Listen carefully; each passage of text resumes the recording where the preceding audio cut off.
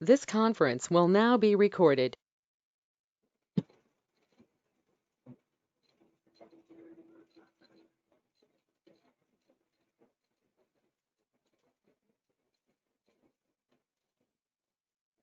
Okay. This is the slide showing all the varieties of pediatric surgery. So here we can see starting from head and neck. In children, we can see brachial cleft anomalies. So if you remember your embryology, so whatever the abnormal embryology can happen, the same condition can reflect in the child. So if the thyroglossal duct cyst will be a consequence of abnormality in thyroglossal duct development in the normal embryology. So similar to like that, tracheoesophageal fistula, congenital diaphragmatic hernia, and congenital lobar emphysema are all can be explained with the embryological basis. So in the next week we will see the gastrointestinal system. So in this week we will choose one from the thorax and one from the liver and one from the abdominal wall and genitourinary tract and one from the urinary tract. Okay. So if you remember embryology, so most of the things can be explained with the same basis of the embryology. So if the first most common thing is failure to develop organ or a part of organ. So anyone can give me an example, you know, about any failure to develop an organ or part of the organ? I can see in the chart.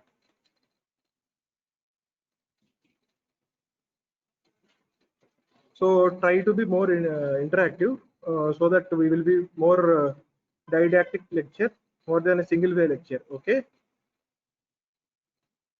So the other common example is failure of recanalization. So here we can remember the intestine is a hollow organ, but in embryology it is completely, the lumen is completely obliterated. Then again it is recanalized. So the other third important thing is failure of migration. So you can remember the thyroid is starting its development at foramen cecum, and it descends towards the neck. So similar to this, if there is any failure of migration, there will be abnormalities. So the fourth one is whether there are unknown external factors. Once the development is normal, then again unknown external factors like virus, like CMV virus, toxo rubella virus, like these things can affect this uh, normal development.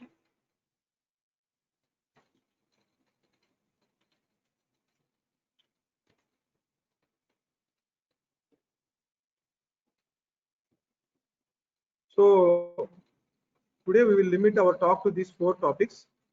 First, first child we will see is a newborn presenting with respiratory distress. So the child is in respiratory distress means child is having tachypnea. He will be taking his breath more than 30 to 40 breaths per minute. And the child newborn presenting with jaundice. So this can be jaundice can be seen in the yellow part, yellow discoloration of the sclera and skin. So in the third child we will be seeing is a neonate presenting with abdominal mass or lump. So the fourth child we will be seeing is a newborn with empty scrotum. So in the first child, if a child is presenting with respiratory distress, so how will you diagnose whether this child is suffering from a surgical condition or a medical condition? So let's see what are the differential diagnoses in a newborn with having respiratory distress. So the common conditions we should think of is medical condition and surgical conditions. These are all surgical conditions. There are similarly many medical conditions. So if we see a surgical condition, the common causes can be the tracheoesophageal fistula, congenital diaphragmatic hernia, or congenital lobar emphysema, or congenital cystic lung disease. So we will limit our discussion to this congenital diaphragmatic hernia. So how common is the congenital diaphragmatic hernia? So it is commonly seen in 1 is to 2000 live births.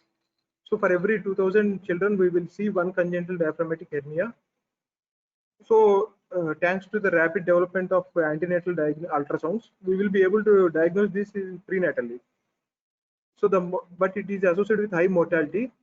But after the advent of recent treatments, we will be able to get down the mortality rate to approximately 20%. The most common congenital diaphragmatic hernia is, if you remember your anatomy clearly, it is the posterolateral defect. So it goes by the scientist name Bogdalek. So here we can see this is the normal development of the diaphragm, which will uh, divide thorax and abdomen. So here we can see this is abnormal thing. Here the intestines have gone through the diaphragmatic defect and is seen in the thorax. So this is due to the diaphragmatic defect, which is due to the abnormal embryological development of the diaphragm. So here we can see it is the posteriorly located and laterally located.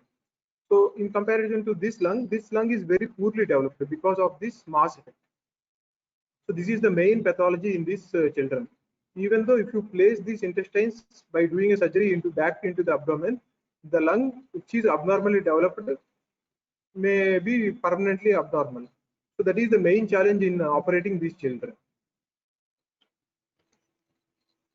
So if you remember why there is a posterolateral defect most common in these children, because out of all, the diaphragm is mainly developed by four things, one of which is pleuroperitoneal membrane. So if this is failure of pleuroperitoneal membrane development, that will be resulting in a defect.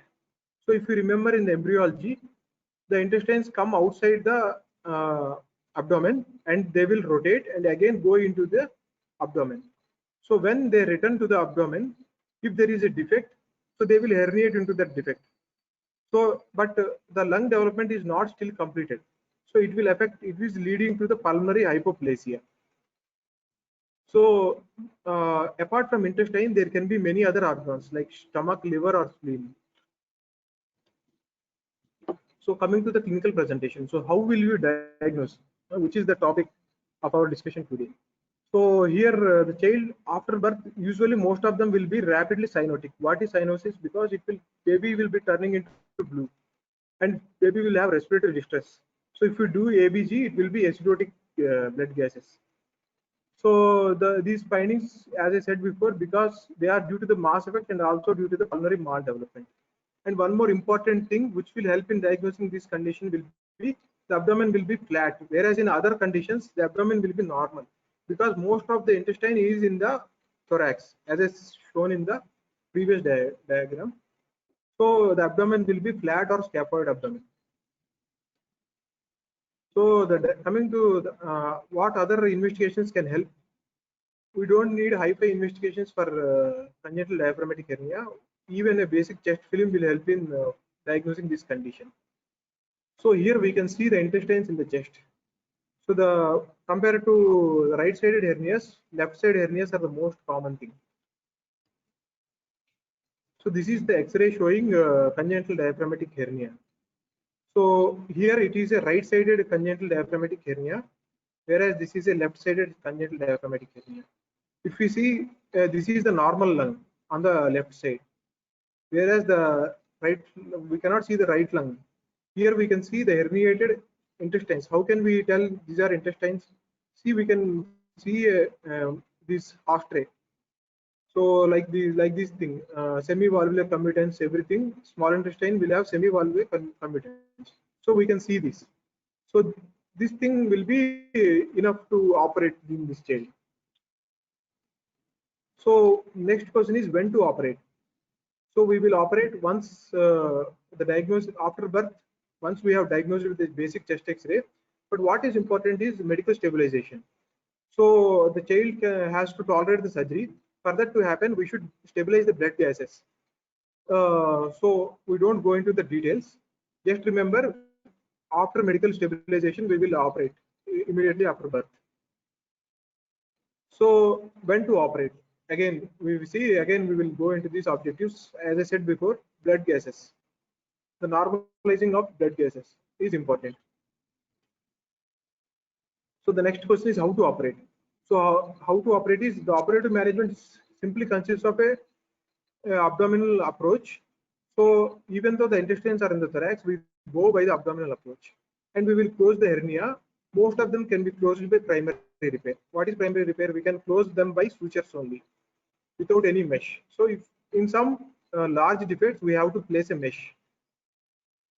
So, but the most important thing is the post-operative management is more challenging, because once in the post-operative, the child will have, as I said before, pulmonary hypoplasia.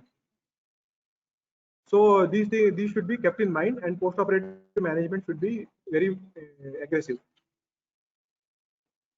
So here we can see, here this is the defect, and through which intestines are passing into the thorax.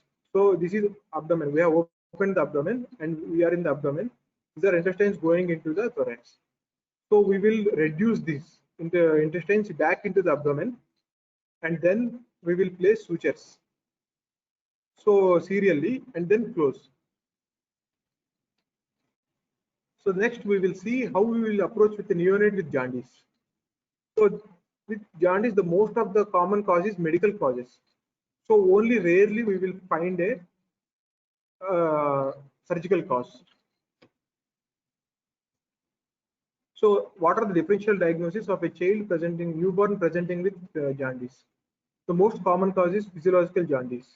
So these did not require any treatment. Whereas in case of PHB, these are all surgical causes. The extrahepatic biliary atresia, cold local cyst, and bile duct hypoplasia.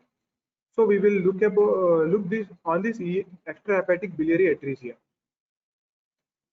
So biliary atresia, as you know, the liver produces its enzymes as a juice into the CBD, common bile duct, and gallbladder, and everything will be opening into the duodenum. So biliary atresia is the extrahepatic involvement of bile ducts. So it is the most common cause of persistently direct bilirubin. This is the most important point. The direct bilirubin is elevated in case of surgical causes. So like biliary atresia, cold local cyst, and everything. Whereas indirect bilirubin is elevated in physiological jaundice. So in the first 3 months, this is the most common cause. How is it characterized? It is characterized by progressive inflammatory obliteration of extrahepatic bile ducts. As I said before, it involves the extrahepatic bile ducts. So this is embryologically, if we see, once it is normally formed, then the progressive inflammatory obliteration will be happening, extrahepatic bile ducts. So this is very unique in aspect of embryology. So how common is it? It is common in 1 in 15,000. So coming to pathophysiology, so as I said before, it is an inflammatory process with gradual degeneration of the epithelium, unlike embryological defect. So it will lead into the luminal obliteration. So the bile cannot flow into the duodenum. So the bile will, the stagnated bile will cause injury to the liver, causing biliary cirrhosis. Coming to diagnosis, how will we diagnose? So basic blood test, we will start with the basic blood test, where we can see persistent conjugated hyperbilirubinemia. This is the most important thing. The conjugated bilirubin will be increased. So, and this should be urgently evaluated. So evaluated by further tests, like these whom we don't go in detail, the Coombs test reticulocyte count. What is important is we will do other tests. So the patient develops typically clinically, the patient develops insidious jaundice by the 2nd week of life. The baby looks active, not acutely ill, and progressively develops ecolic stools, polyuria, and hepatomegaly. Coming to the non-surgical causes should be ruled out, as I said before. So we don't go into these details. Just remember, liver function tests are non-specific, LFTs, but GGT, the only thing is GGT, gamma glutamyl transpeptidase, will be elevated in this condition. So other thing apart from blood tests is ultrasound. With the help of ultrasound, we can see whether the gallbladder is contracting after this meal or not. By if you feed a baby with milk, if the gallbladder is contracting, then we can easily tell that there is no obstruction, there is no biliary atresia. So this is important thing in case of ultrasound study. The other important thing, once we have a suspicion of biliary atresia, before doing surgery, what we will do is we will do a nuclear study. Nuclear scan is basically we will inject a radionuclide dye into the vein. So this is studied by a radio tracer machine where we can see serially whether the radio tracer uptake is, taken by the liver is excreted normally or not. So the presence of radioisotope in the GI tract excludes the diagnosis of biliary atresia. Here we can see. Here we have given the dye in the 5 to 10 minutes. Then the liver has taken the dye, and after 20 minutes, the liver is excreting the dye. And here we faintly we can see the common bile ducts and everything. And here in the final images, we see it has the whatever dye the liver has taken, it has excreted into the intestine. So with this we can say there is no EHBA. Whereas in case of EHBA, the liver, even after 40 minutes, there will be only uptake by the liver. It cannot excrete. Hope you understood. Okay. So coming to the treatment, when to operate. So if you have diagnosed it in a neonate, it is better to operate as early as possible. In the studies, it is shown it is best results will be get when within 90 days of life is the best time to operate this child. So how to operate? So it is credited with a name of the scientist who have diagnosed, who have devised this surgery. He is Kasai from Japan.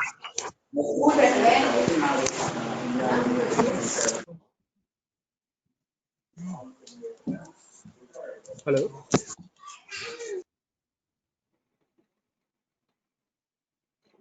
Okay, we will move forward.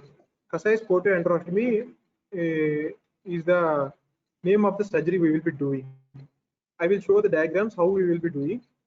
So basically, it removes. It consists of removing the obliterated extrahepatic biliary system. So the abnormal biliary system is removed, and we will form the new drainage system with the help of a bowel segment. So even I said if the child is presenting very late at 6 months or 9 months, then we consider for hepatic transplantation. Apart from this, if the Kasai procedure fails, then also the child will go into hepatic transplantation. So I will show a brief about Kasai portoenterostomy. So what is porta? Porta is the portal. If you remember, this is the place in the liver where the porta is situated. So here we can see all the three things like portal vein, hepatic artery, and common bile duct, and the bile ducts. So these three constitute at the porta. So we don't touch the hepatic artery and vein. We will remove only the biliary remnants.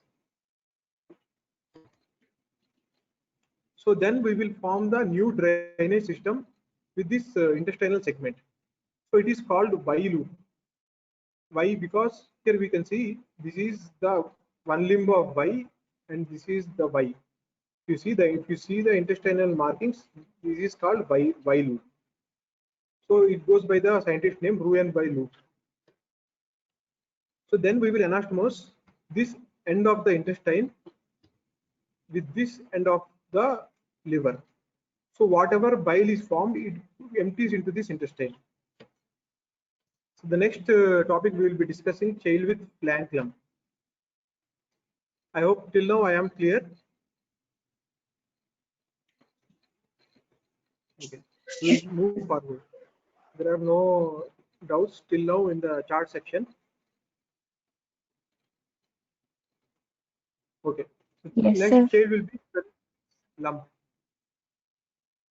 Child with flank lump. So if a child is presenting with abdominal mass, what are the differential diagnoses you see?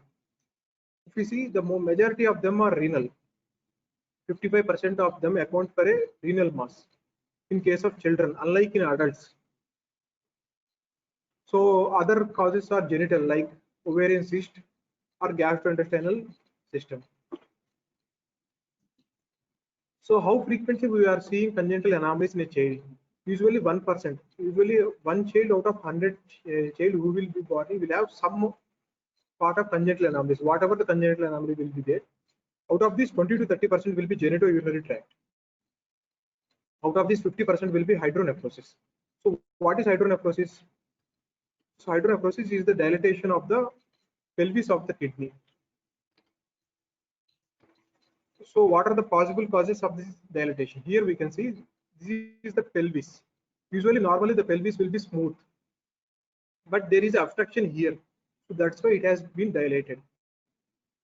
So that we will be feeling as a lump in case of a neonate. So if this is a unilateral, we are, there can be bilateral or unilateral. So unilateral means one kidney is involved. So what is the most common cause of this condition? It is pelvic junction obstruction. So we don't go into these details of the other things. We will limit our discussion to pelvic junction obstruction. So what is pelvic? So here it is pelvis, this is ureter. So this junction, if the obstruction is situated at this junction, it is called pelvic junction obstruction. So the bilateral causes will be different. We don't go into these details. So we will be limiting it to the pelvic junction obstruction. So if we understand a brief look about the embryology, we will see here we can see the kidneys started forming at 6 weeks of age, but before that the ureter will be developing. So this has a significance. Let us see. So if you remember the pronephros, mesonephros, and metanephros, the ureteric bud will be forming the metanephros. Here we can see the ureteric bud will form the metanephros, which will grow into the future kidney. So the ureter will be developing early. So because the kidneys start producing urine at 8 weeks before ureter canalization is complete. So the ureter is already formed, but it is not canalized. So there is no lumen. So the urine produced will cause obstruction, transient obstruction with hydronephrosis. So we don't go into these details. So how do you diagnose? That we will see. So antenatal and postnatal. What is antenatal? Before the birth of the child, we can do an ultrasound on the mothers, and we will see that there will be hydronephrosis. So postnatally, the child may present with lump abdomen, as I said before, or a urinary tract infection, or a loin pain. In case of older children. So how do you diagnose? So compared to similar to the previous EHBA, we can diagnose this with ultrasound and nuclear scan. So in ultrasound, what is the most important thing we have to look? It is called the AP diameter of pelvis. So again, this is the AP diameter of the pelvis, anterior-posterior diameter of the pelvis. If this is enlarged, then we will suspect there may be a pelvic junction obstruction. So coming to similar to the nuclear scan we have seen earlier, here we can see the dye is injected and the kidney has taken the dye both of them started excreting. So this is, if we say this is right and this is left, this kidney has completely excreted. Here we cannot see this kidney, left side of the kidney, and here, but we can still see right kidney because there is obstruction. The urine has not come to bladder. All the urine in this side of the kidney has came to the bladder. So with this help, we can say the child is having pelvic junction obstruction. So when to operate? Now the next question is, if the child is antenatally diagnosed, we will say then there may be, if there is a less than 40% function in the nuclear scan. Usually we have two kidneys, each kidney functions about 50%. If the one side kidney is less than 40%, then we will think of operating. Or if the child is having any symptoms like pain or UTI, so usually at the age of 1 month we will be operating. So here we can see it is at the age of 1 month, because we can do renal dynamic scan only at the age of 1 month. So what is the surgery we will be doing? Because there is obstruction, what we will do is we will remove this abnormal segment, and we will anastomose. We will suture the healthy part with this healthy part. So this red thing will be removed. So this is called pyeloplasty, because pelvis is involved. That's why we will call pyeloplasty. So the surgeon who have invented is Anderson Heinz pyeloplasty. This can be done nowadays with open, laparoscopic, retroperitoneoscopic, or robotic. So coming to the last child presentation. So mother will complaining of child is having empty scrotum. So that is testes are not present in the scrotum in their normal position. So what are the differential diagnoses? So this can be with the help of four differential diagnosis can be there. One is undescended testis. Undescended testis means, if you remember the embryology, the testis is developed at the level of renal ridge. This thing at the level of high up, at the level of renal area, kidney. Then it descends into its normal position in the scrotum. So if there is abnormality in this embryology, then we will have we can find testis in any of these following positions. So it can be present here, or it can be present there, or it can be present here, but not in the scrotum. So it is called undescended testis. Whereas if it is abnormal, then it is called ectopic testis. So this we will see into the details. So as I said before, it can be founded from the kidney to the external inguinal ring. So how common is it? It is common in 0.28% of the population. That is in 100, if you take 100, 500 child, one child will be having undescended testis. So usually the diagnosis is the simplest part in this thing. It is done by even a parent can tell, or if you examine, we can see the empty scrotum. But what is important is we have to see whether it is a true undescended testis or a retractile testis. So you have to understand these both terminology. What is true undescended testis or retractile testis? Retractile testis means you can bring down the testis to the scrotum. So it will stay there. Then it's called retractile testis. Because why is it important to distinguish between retractile testis and undescended testis? Because retractile testis does not need any surgical management, whereas in undescended testis needs a surgical management. And also one more important thing is you have to look for ectopic sites and diagnosis. So then we will divide this thing into palpable, because if it's in the kidney, near the kidney, we cannot palpate. So it's called impalpable undescended testis. Whereas if it is in the inguinal ring or below the inguinal ring, we can palpate it on the abdominal wall. So this is called palpable undescended testis. So if it is there, why should we operate? Because in the scrotum the temperature is good for it, the Leydig cells will be healthy. But if it is in the abdomen, the core temperature will be much more. So the thing will be the Leydig cell will be involved. So the Leydig cell degeneration will be there. So the other reason why we operate undescended testis is because they have a high risk of cancer, developing cancer in the future, 40 to 50 times. So if we place it in the scrotum, it is easy to diagnose. And similarly, the surgical repair, and most important thing is it does not reduce the incidence of malignancy. It only helps in detection. The another reason is the surgical repair is higher incidence of trauma will be there, and it will reduce the torsion. That will decrease the trauma and torsion in case of undescended testes if we surgically operate. So when do we operate? We operate usually at 6 to 9 months of age. Because why we are waiting at till 6 to 9 months? Because it may descend due to normal hormonal surge around 3 to 6 months. and as delaying beyond may affect Leydig cells. Because 3 to 6 months, some of them can be avoided surgery. So that's why we have to wait till 6 months. So, but why cannot we wait till further? Because the Leydig cells will get affected if we wait further. So that's why 6 to 9 months are involved.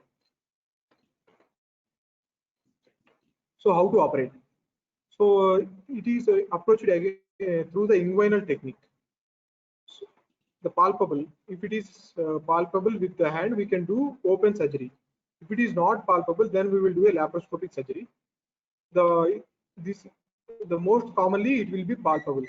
So 90% of the cases we will be doing open surgery. So here we can see if the testis is in the inguinal ring, near the inguinal ring, not in the scrotum, we will first give a inguinal crease incision, and then we will dissect and separate the other structures. And here we can see that this is the testis. So we will form a new tract from inguinal region to the scrotum, and then we will place this testis into the scrotum. So this will end our discussion, and this we will go into the summarizing our whatever discussion we had. So as I said before, the embryology is the basis of all abnormalities in what we see in the pediatric surgical conditions. So failure to develop organ. What is the example we have seen today? So here the diaphragm is not formed normally. The part of the diaphragm is not formed normally. That's why we have seen congenital diaphragmatic hernia. So similarly, the example of failure of recanalization. So here the ureter is canalized because and then it should recanalize. Means it is formed like a solid structure, then it will form a hollow organ. So if there is a problem in this thing, then we will be having pelvic-ureteric junction obstruction. So the third example we have seen is failure of migration. So if the testis is formed at the level of kidney, but it has to migrate into the scrotum, so it has failed. So this led to the undescended testis. So and the formation is normal, but some unknown external factors have caused injury to the normal development immediately after delivery or at and around delivery. This resulted into the extrahepatic biliary atresia. Similarly, in case of diagnosis, if we see undescended testis only required clinical examination, no other investigation is required in undescended testis. So, but similarly, apart from clinical examination, X-ray will be enough for congenital diaphragmatic hernia. So the ultrasound and nuclear studies will be helpful in case of pelvic-ureteric junction obstruction and extrahepatic biliary atresia. So serially we can see how these differ in case of diagnosis also. Now we will see the scientists. Just we remember the scientists who have involved. Can anyone tell who is Bogdalek? I have said once. The Bogdalek is the posterolateral Bogdalek hernia. Okay, and Kasai is the one who has came up with a new surgery. He is called Kasai's portal enteroscopy. He is a Japanese surgeon. Whereas the pelvic junction obstruction, the surgery is designed by Anderson Hines. The undescended testis is the laparoscopic surgery is done by Fowler Stephens. So coming to the treatment, so we will also the timing of treatment also varies in this. In case of congenital diaphragmatic hernia, we will immediately operate immediately after birth. So in case of pelvic junction obstruction, we operate after 1 month. And coming to the external hepatic biliary atresia, we will operate before 3 months. So coming to the undescended testis, we will operate at 6 to 9 months. So 9 months. So we can see how they differ with the help of in case of with respect of diagnosis, with respect of treatment, with respect of embryology. So everything, if we see, there is so much variation in every disease we see. So at the end of the session, I like to have a feedback. This is because this is the first class for the undergraduates I have taken. I can see in the chat. So please respond if you want any. The next topic will be in the next Wednesday. So you can tell me if you require more images or less images, or more. I want if you want me to more take time more giving more explanation for terms, or the pace of presentation is okay or not. So you can contact me on this Gmail if you have any doubts further.